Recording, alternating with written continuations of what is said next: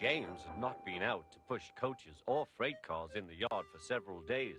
He was feeling miserable. Oh dear, he thought, I wonder how long I shall have to stay in the shed. Will anyone see my red coat again? Why did I go so fast that I made a hole in one of my coaches that had to be mended with, of all things, a passenger's bootlace? At last Sir Topham Hatt arrived. I know you are sorry, James, he said, and I know too that you want to be a useful engine. People are laughing at my railway, and I do not like that at all. I will try hard to do my best, said James. That's a good engine. There's nothing like determination. I want you to pull some freight cars for me. James was delighted and puffed away.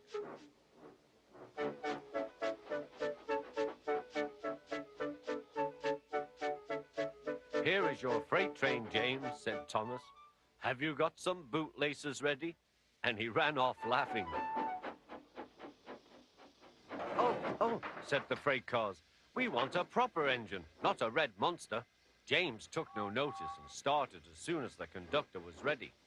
Come along, he puffed. We won't, screamed the freight cars. But James didn't care, and he pulled the screeching cars sternly out of the station.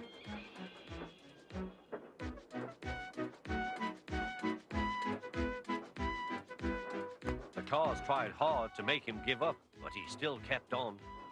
Sometimes their brakes would slip on, and sometimes their axles would run hot, and each time the trouble had to be put right.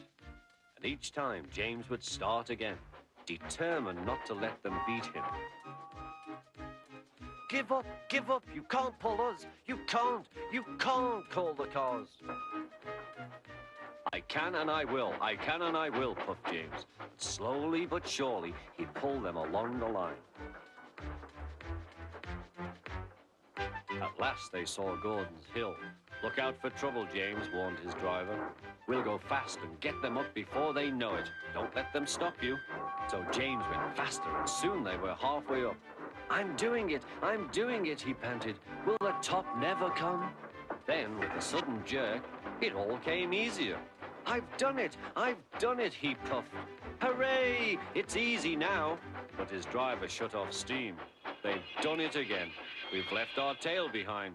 Look, the last cars were running backwards down the hill. The coupling had snapped, but the conductor stopped the cars and got out to warn approaching engines. That's why it was easy, said James, as he backed the other cars carefully down. What silly things freight cars are. There might have been an accident. Shall I help you, James? Called Edward.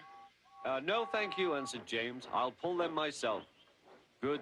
Don't let them beat you. You're doing well, whistled Edward, as James slowly struggled up the hill.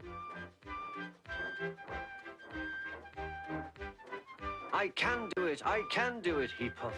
He pulled and puffed as hard as he could. I've done it, he panted.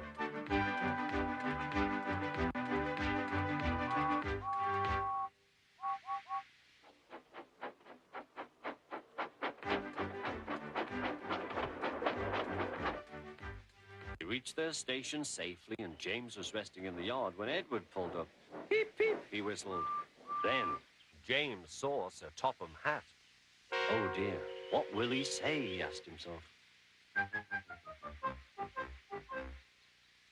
But Sir Topham Hatt was smiling. I was in Edward's train and I saw everything, he said. You've made the most troublesome train on the line behave.